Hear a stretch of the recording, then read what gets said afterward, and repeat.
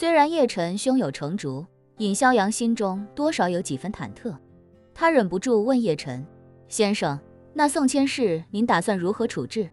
他的实力深不可测，若是先生需要，在下可以组织骁骑卫中实力最强的兄弟，群起而诛之。”叶晨道：“既然他是右军都督府的高层，对我就还有一些用处，不能简单的一杀了之。”说罢，叶晨又道：“你们骁骑卫内部的组织架构是怎么样的？”尹逍阳道：“骁骑卫共分3营、9骑、27队，3营各有正千户与副千户各1名，每骑又有总骑长与副总骑长各1名，每队有队长与副队长各1名。”接着，尹逍阳继续介绍道：“3营之中，1营主开采，2营主生产，3营主后勤与安保。先生来时在月台上看到的那些弟兄，便是3营的弟兄，主要负责巡视、安保。除此之外，运输装卸也由他们负责。此外，3营还有不少弟兄正在加班加点赶制瞭望塔，这也是上面下达的要求，需要我们加强防御。”叶晨点点头道：“你把3营、9骑的负责人全部召集起来，我先去会一会那个宋千世，解决好他之后，我会带着他一起去见你们。”尹逍阳忙问：“先生不需要在下以及众弟兄协助？”“不用。”叶晨一脸淡然地说道：“他的实力固然不俗，但对我来说尚且构不成威胁。”尹逍阳双手抱拳，恭敬无比地说道：“这里上上下下1万余人，一切便仰仗先生了。”叶晨微微颔首，旋即道：“开车去你们的办公楼。”“遵命。”尹逍阳答应下来，立刻驱车往回赶。车到办公楼的楼下，叶晨以灵气隔绝车内空间，对尹逍阳说道：“你召集他们到会议室集合，但是我没出现前，不要告诉他们任何关于我内容。”尹逍阳立刻道：“在下明白。”言罢，他对叶晨说道：“先生，在下先带您去见那宋千世。”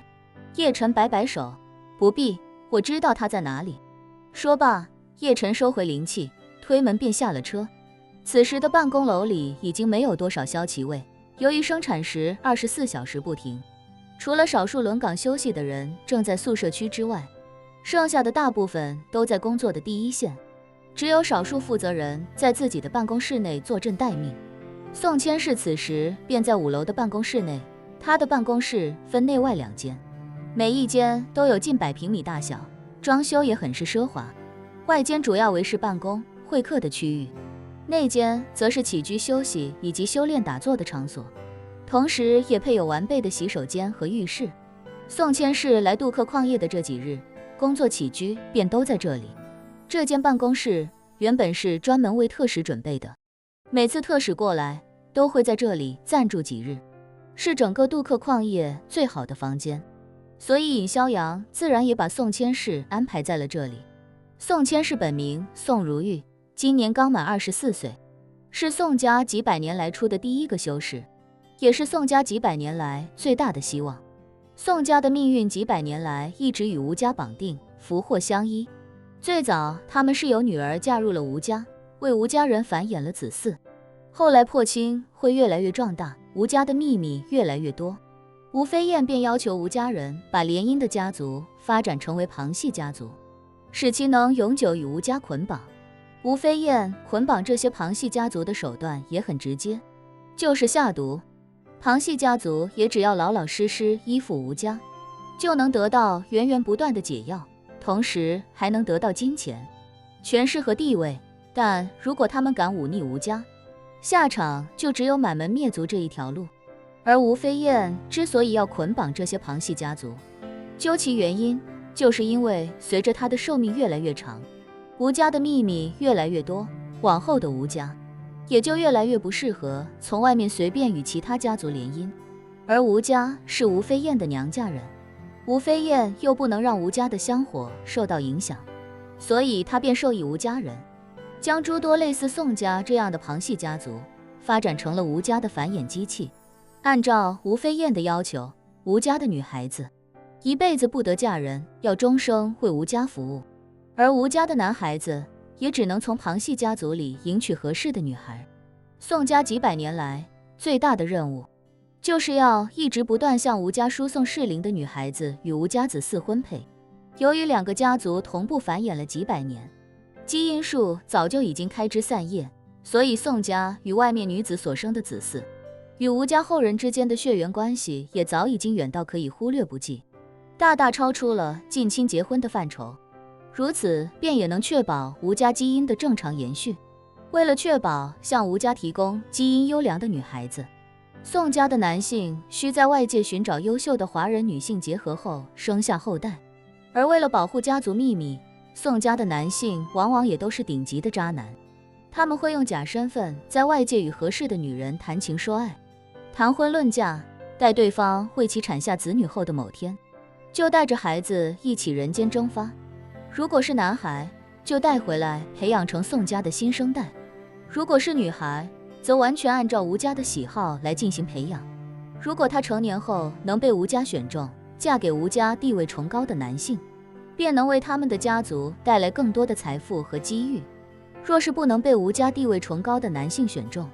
也必然要嫁给那些在吴家不受重视甚至被轻视的男性后代。毕竟就算是吴家的男性废物，也依旧是吴家人，吴家就不能让他们一辈子打光棍。就算他们没有出息，也起码要成个家，有个后代，给他的父母甚至祖父母一个交代。而为了保守吴家的秘密，他们也只能与旁系家族的女子结婚。所以宋家这种旁系家族，几乎80%以上的适婚女性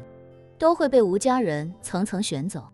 由于两个家族实力悬殊巨大，嫁到吴家的女孩子几乎都没什么地位可言，被丈夫轻视实属正常，受委屈更是家常便饭，严重些甚至会被自己的丈夫杀掉。可即便如此，娘家人也不敢有任何质疑和不满，毕竟他们的命脉全都把持在吴家人手里。而那些侥幸没能被吴家人选中的女孩子，宋家也不会允许她们离开家族嫁人成家，因为她们必须要留在宋家，守护宋家以及吴家几百年来的秘密，一辈子做个工具人。宋如玉是宋家几百年来唯一一个修士，甚至可以说是所有旁系家族加起来出过的唯一一个，所以他身上承载着的是整个宋家的希望。而宋如玉知道破清会以及英主的强大，再加上家族内的耳濡目染，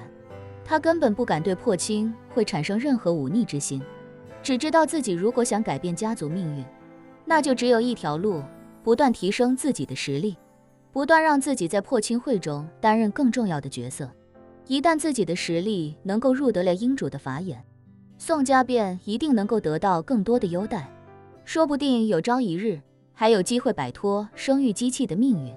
基于这个重担，宋玉茹对破清会忠心耿耿，只盼着能有更多立功的机会来为自己积攒更多的资本。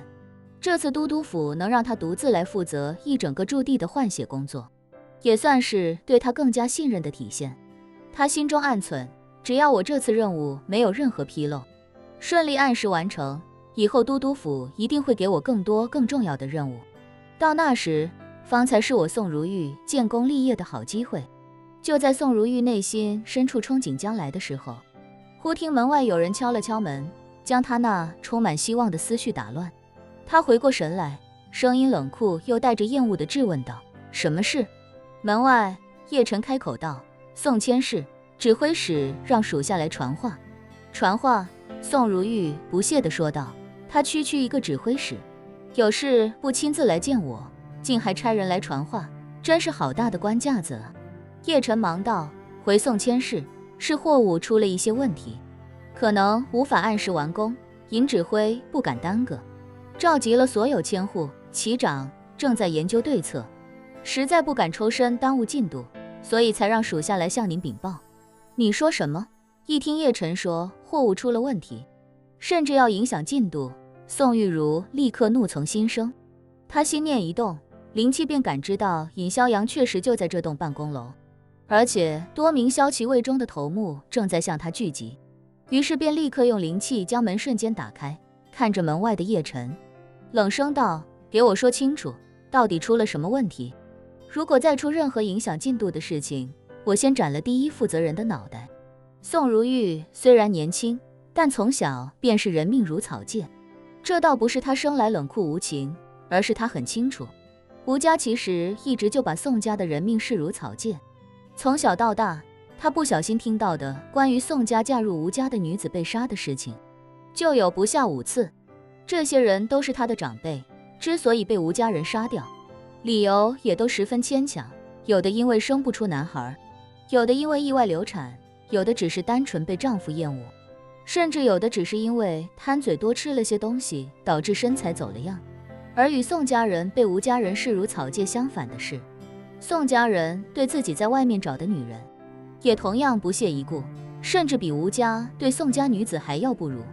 宋如玉的大哥前几年就入室伪装自己，寻找合适的女人繁衍后代，他先与一个女人有了孩子，而那女人发现大哥在别的城市还有一个家室，大哥便直接将他杀了灭口。那女人甚至都还没有来得及指责大哥哪怕一句，就已经被大哥一枪毙命。原因也很简单，大哥以及宋家都不能承担任何风险。他们本意是要在女人生完孩子之后，孩子满1周岁之前就找机会带着孩子消失，既然被发现了，就直接把他杀掉，以绝后患。宋如玉在这样的环境下耳濡目染，杀人对他来说早就没了任何心理负担。这些萧齐卫比宋家的地位还远远不如，就是破亲会养的一群家奴，他自然更不在意这些人的死活。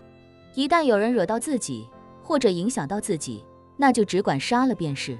叶晨见他满脸杀气，心里着实有些惊讶。如此年轻的面孔，如此超凡脱俗的容貌和衣着打扮，搭配如此磅礴血腥的杀气，属实有点惊世骇俗。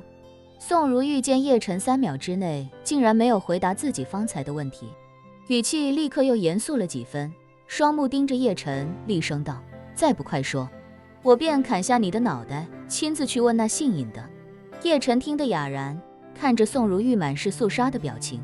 轻笑一声，说道：“小丫头，你今晚在哪儿喝的？竟然醉到想砍下哥哥我的脑袋？”